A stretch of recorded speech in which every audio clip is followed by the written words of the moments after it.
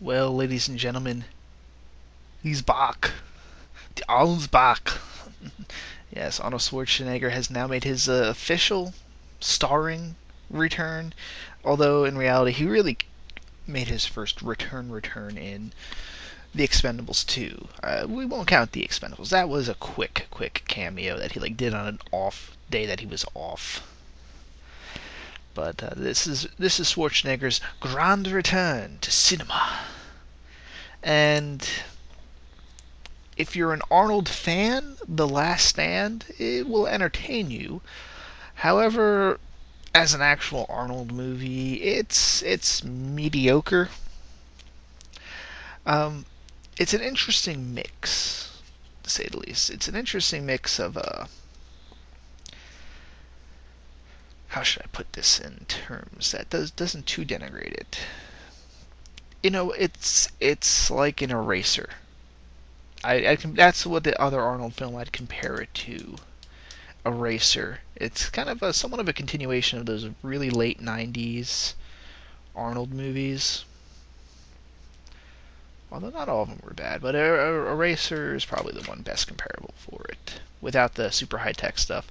For those of you, well, let's face it, if you're watching this review, you're probably familiar with the movie. An escaped drug cartel kingpin is making his way to the Mexican border, blowing opposition, anything that stands in the way, and he's going to make the crossing at small town sheriff's Arnold Schwarzenegger, playing his character Ray Owens, little town of Somerton, Arizona.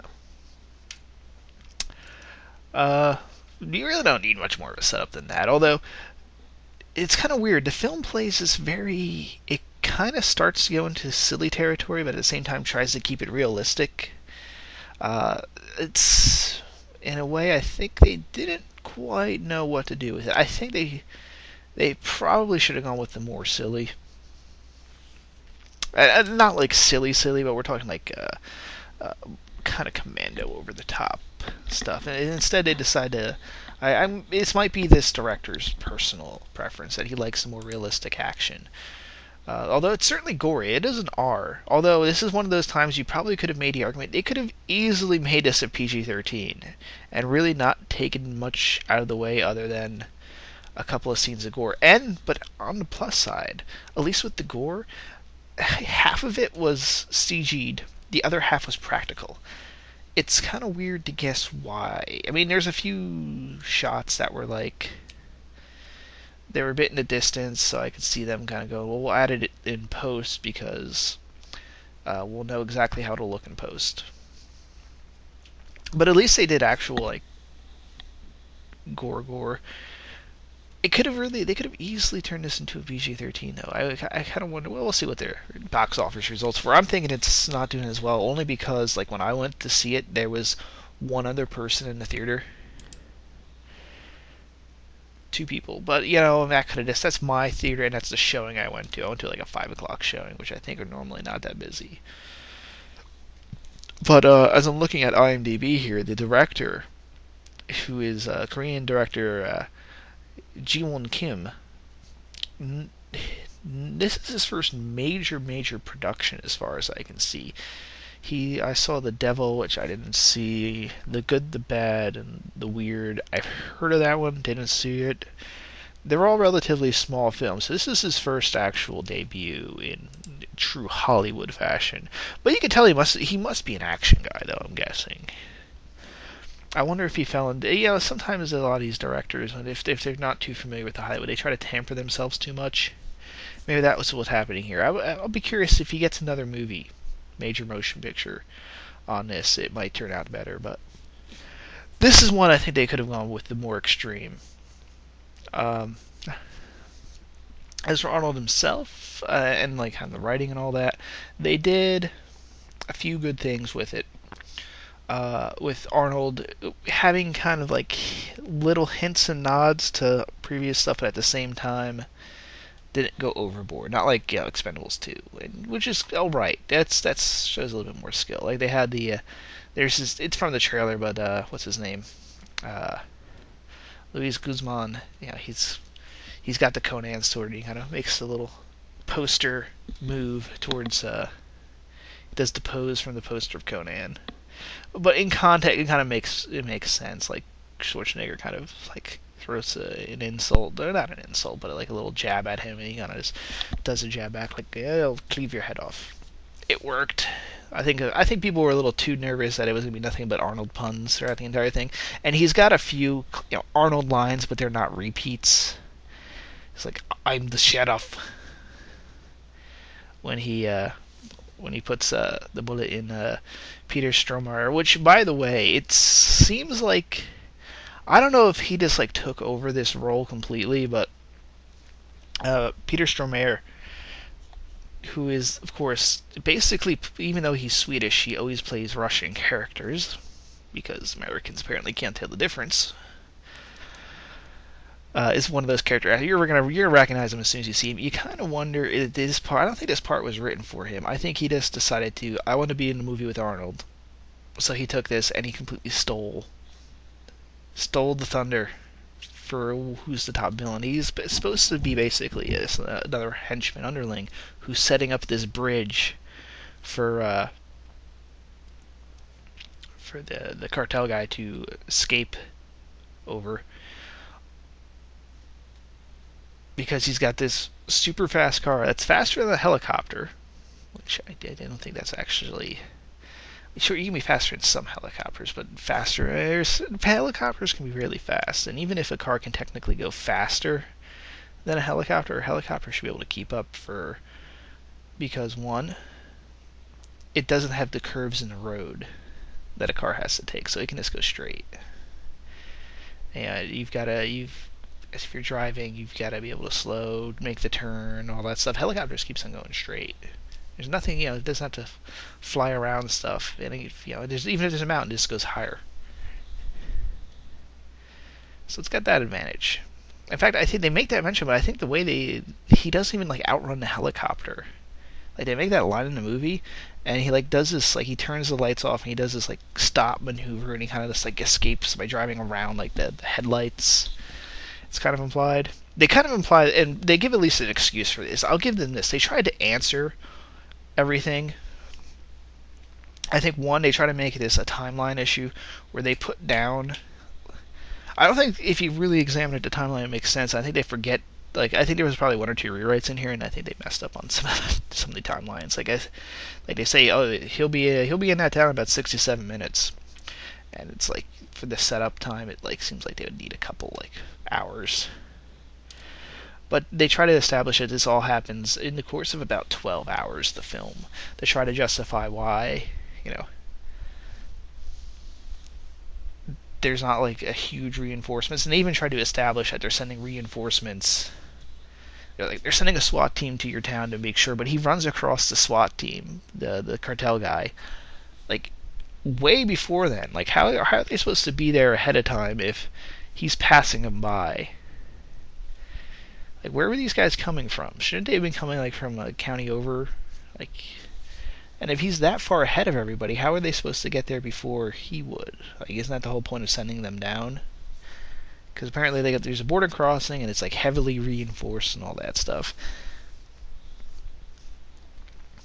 And they kind of expect him to get through that way, but at least they kind of go, he has this well planned out. The FBI guys kind of go, he might have something else up his sleeve, so let's check out let's make sure the surrounding areas are somewhat secure. So it's well written in that regard. So they try to make up at least excuses for stuff, like they had with the cartel boss himself. They kind of established that he's like a third generation. His father and his grandfather were heads of the same cartel, so he's grown up in this environment, and he's used the family wealth to finance his love of racing. Apparently, he even like competed professionally under a pseudonym. So they established at least why this cartel guy can be driving around, and apparently why he's got this crazy psychology of like really doing this thrill-seeking stuff, because because of the way he was raised, being like this cartel guy, he didn't actually have to earn his way up and be cautious to get all this power. It was just given to him by his family, so he really does have like a god complex. Like that's at least creative is why they try to bring up a scenario where someone would actually act this way and have these crazy. You figure most cartel guys would be much more cautious, but they make it up because they make up an excuse why he would be this reckless is because this guy's almost got like this serious god complex issue, and you can believe why he's basically been raised as like this in a very violent environment, but as the heir apparent. As for Schwarzenegger's character, he's the more competent cop. It's another one of those things they try to play with a bit, where they try to make it that he's the rest of he's originally from L.A., so they at least make why he's just not he's able to pull this shit off. Even though I think just saying he's just an Arizona sheriff and he's disabled to do this. You don't have to make him from L.A., but they do establish that he was an L.A. cop. He was in narcotics, and after a bad bust where some people got killed, he decided to quit L.A. and go out to become sheriff in a small rural area. I don't think they need to establish that backstory, but they did. As for everyone else, like they make him someone incompetent, less than Arnold, but they don't go overboard with it. You can kind of believe if this is a really, really small town, these are the type of cops you'd have. Like Luis Guzman's like kind of funny, but at the same time he's like the most competent officer where he knows like how to do all the procedures and stuff. They don't go overboard with that. They've got like the one guy that's like the youngest deputy there who you kind of thought, actually, I'll give him this, I thought he was going to be the one to live, and if anyone was going to die, it would be Guzman's character. So we're getting to slight spoiler territory here, people, after I already kind of spoiled it. Yeah, he winds up dying, and they actually have like a little scene where they kind of show you like kind of they give him all the goofs where he's constantly fucking up shit. Yeah, we get introduced, he's given a giant gun by Johnny Knoxville, and he's like, watch for the kickback, and he shoots it. Breaks his nose doing it. Even when he's just he doesn't know how to actually run the plates, which you figure, even for a small town sheriff's department, like first day on, they show you, oh, by the way, if you ever got to run a plate, this is how you do it. Unless you just plain forgot. And even like when he's going to have like his scene with Arnold and the talk, they introduce him by almost tripping on the guy's stairs, and then he kind of has this where he wants to go to L.A. and you're kind of going like, you want to go to L.A.? Why the obsession with L.A.? Why don't you go Phoenix, man? It's a bigger city. It'll have more crime. You don't have to move all the way out to L.A. I don't know.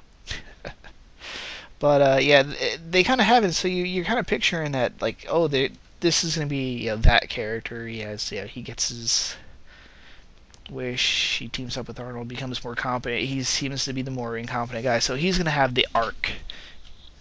And, we can see him as maybe he's the one that's going to have the arc in this story. And then they kill him off, which kind of surprised me there, so I'll give him credit for that. They kind of purposely set up like this character's going to have an arc, and then they don't. Although they couldn't have signaled anymore that the one guy in the jail was going to be coming out and helping them, and he's of course the one that winds up joining them, the police at the end, where he's like a drunk, but he's already kind of sobered up already.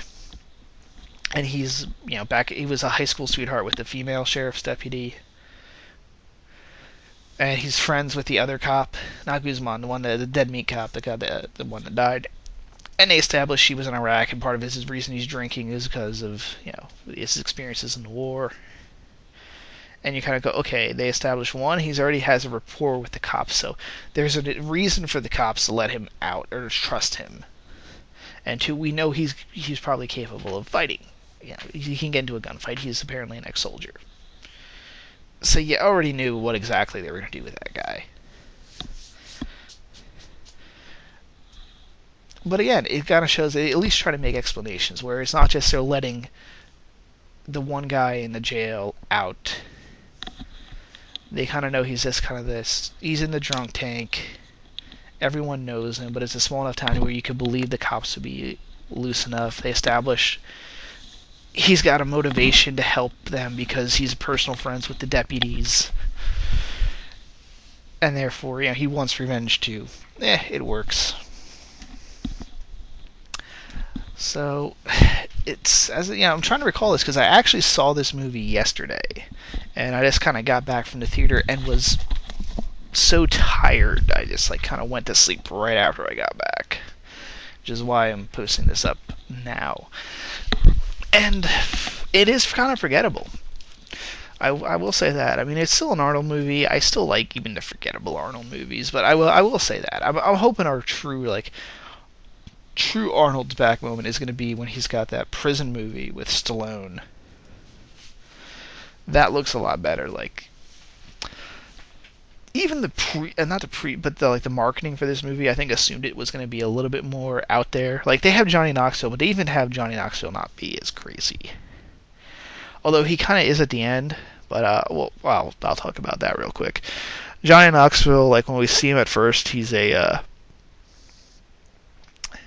he's rather subdued. He's just he's hanging out with the deputies, showing off his big gun, shooting a slab of meat. But he's not going overboard at all. He's wearing kind of a stupid getup, but I don't know. You can kind of buy that he's just wearing a silly outfit. Shooting, he's not going a little crazy, and they establish he's kind of running a bit of a he's found a loophole in the law where as long as he can have all these kind of crazy guns as long as he has a museum. So he kind of says it's open every second Thursday for a couple hours. And at the time you're kind of going, okay, he's a little nut, but he's got a little smartness to him. He's a character that's kind of figured out loopholes in the law for allow him to keep all these crazy firearms. Although later on in the movie then becomes a complete psycho. Not psycho, but he's just he's gone full retard. Barely aware of his situation. Does a lot of stupid stuff. I'm wondering if Knoxville himself kind of decided to push the character that way, or if that was just the way it was written. Actually, as I'm seeing something, looks like from Friday. I'm just seeing right now from Friday's grosses. Apparently, Mama beat out Arnold, which I'm kind of surprised because I was hoping, was Arnold really out of the game that long, or did the movie look a little too meh to a lot of people? Certainly, the action wasn't as grand as I would think it would be, but you know what I was about to say, but at least it was wellish written in that it didn't have major plot holes. But there was one at the end. They establish that the one FBI agent that gets arrested that is helping out the cartel boss by making him giving him all the info, because you're kind of wondering how's this guy able to pull this all off. But if it turns out one of the agents involved, and they establish who, and from what we've seen briefly that she would know all the details when was going down. Ooh, apologies. Well, okay, you can establish how some of this stuff, even down to, and they do some smart stuff and why the FBI we become distracted, and that where they have this they kind of use a crane with a magnet to pick up the something right out of Ocean's 11. But then as soon as that happens, they have all these guys running around in jumpsuits, in orange jumpsuits. So the police are just kind of running everywhere. They're not sure who. And at the same time, they're trying to chase down all these guys in the jumpsuits. He's changing into a regular suit. Okay, that's kind of smart. That's smart. It's something you'd reasonably think. Even after they catch the guys, they interview one of them later. It's not really an orange prison jumpsuit. He's just wearing a Dutch football jerseys. So they even went smart enough is to where these guys aren't going. You probably couldn't even convict all these guys for participating because they're kind of just wearing orange clothing when you see them up close. So it seems smart. However, for all this kind of somewhat smart, somewhat clever moves, it turns out at the end they figure out exactly that the one girl is wound up betraying everybody because they just checked her financials, and as it turned as and this is actually kind of true nowadays as well, as they go, Swiss bank accounts are not as secret. Forrest Whitaker says to her as he's arresting her, Swiss bank accounts are not as secret as you think, as they used to be. And you're kind of going, that is true. The Swiss have really kind of opened up over the years because for various things. One, the Swiss citizens have gotten somewhat tired of having, being a host to all this stuff and always being the villains in movies and such for hosting Swiss accounts. And the war on terror made them have to really re-examine who's really using these accounts. And there's been some talk over some people have made talk of possibly doing economic sanctions against Switzerland. It's like talk, not real, but it's been enough that over the years I think the Swiss have decided that they couldn't pull off what they have been doing for years of being completely secretive. They couldn't do that forever, so they've become over the years much more willing to share info. But you figure as an FBI agent, she'd be well aware of that. Guess not.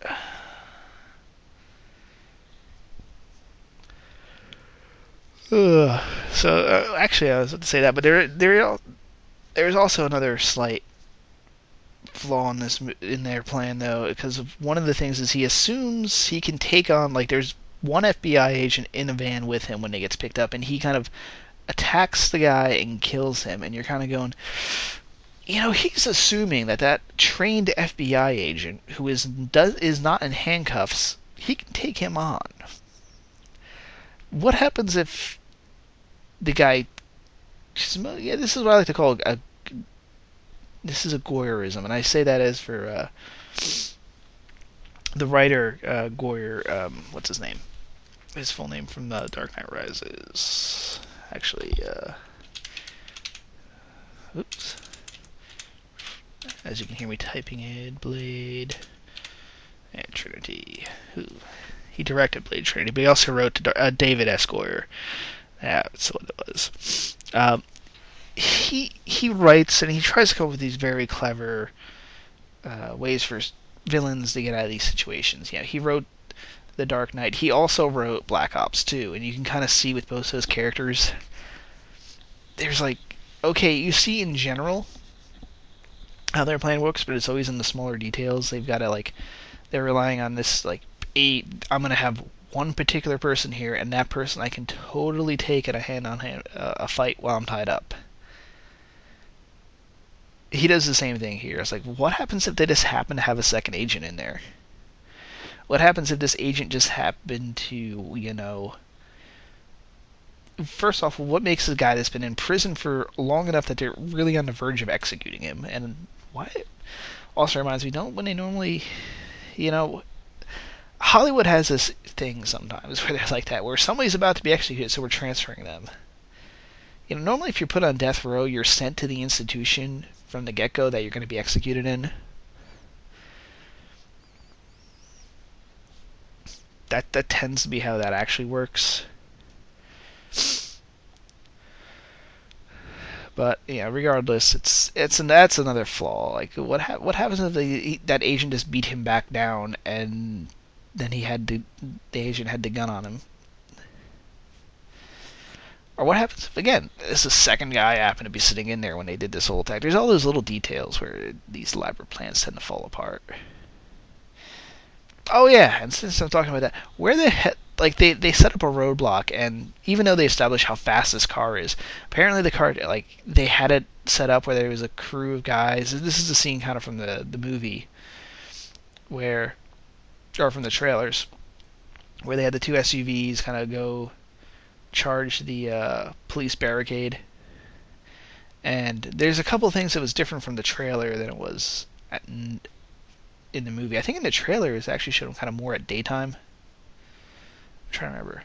But regardless, it kind of shows this, they approach with the two SUVs, the guys get out and they shoot. And actually, in how it's actually set up, you kind of believe a little bit how they would do this, pull this off, because it's not, the two SUVs are not the car they're looking for. So when they see two cars approaching, of course, the cops are not going to be as on edge. They probably at first are assuming these are just two cars driving down the road. And then it shows they flip on these floodlights, and it kind of blinds the cops temporarily. And that's when the guys pop out real quick and start opening fire. So since they weren't really expecting those two SUVs, you kind of buy that part. But then, how did they know that was going to be the spot they were going to set up the roadblock? Like, what if they happened to have it done a couple miles up road? Or what if it was even further? Because apparently after that point, they set up no more roadblocks. Like, did he have, like, crews set up, like, every 10 miles prepared to do that? Because they can't get ahead of his car. They got to set up ahead of time. So did they have this set up? Like, was there tons of crews out there? Like, there's tons of these little attack groups ready to go, or what? Makes you think. Like, that's the flaw. That's like the little details where you're like, wait. And this is a problem with this Hollywood writing in general nowadays. Where, like, how did they know that there was going to just be that exact setup in that exact location? Yeah. I think I've rambled on enough for this one. Overall, it's an okay film, though. I spent some time complaining, but it's still, like, acceptable. It still has action. This was probably one of those you're going to see in the TV, but it is somewhat like you'll see on TV, probably on FX or something along those lines. But it is kind of forgettable. There's just something about it. I'm not sure what exactly to put my thumb on with that, but I'm hoping his next one's more memorable. It's not a bad introduction. He kind of picks up right where he left off, but that's why you can tell. Oh wait, before we go, I have to talk about one thing. The final fight, of course, is going to end in a fist fight, but the green screen in that scene is just so bad. First off, you're kind of wondering why they just didn't, like. It doesn't look like it'd be that expensive just to build a little bridge across a canyon somewhere. Or even this fine one that kind of looks like it was just put up on the fly. So you kind of wonder why. Did they really have to shoot that in the studio? But I will give it credit for at least the end fight. It's kind of realistic in that it's not very kung fu-y. It's more MMA. Like believe it or not, it's kind of hard to actually shoot grappling. Like, they actually basically, after a couple punches, these guys could kind of go down to the ground. Like, this is kind of how most fights would go. And from that point on, it's like Arnold and this guy grappling. And it's kind of hard to shoot grappling and make it look exciting cinematically, because there's a lot of small movements putting pressure and on certain points and such. But they kind of pull it off, so I'll give them credit for that. Again, though, there's just nothing that memorable about it. Well, that is it for now. There's some more interesting movies coming up. It's for second movie of 2012. It's not bad. We haven't had a bad movie where I'm like pulling my hair out, going, horrible. It's disappointing in that it probably could have been better. I'm not sure even who to put the blame on for this. I mean, it could have been the studios. It could have been a director, maybe not sure how far he could push with the studios. It could have been a rush to get this thing out. I don't know. But it's not bad. If you're a big Arnold fan, you've probably already gone and seen it. If you really want to watch an action movie this weekend, I suppose you can go see it. But I can't give it a big, heavy recommendation. And I wanted to. I really did. Well, that's it for now. Signing off.